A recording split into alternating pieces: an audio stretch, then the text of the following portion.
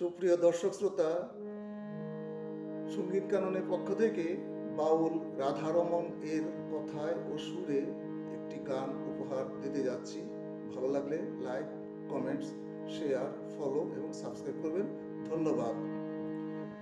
আমি রব না কি হে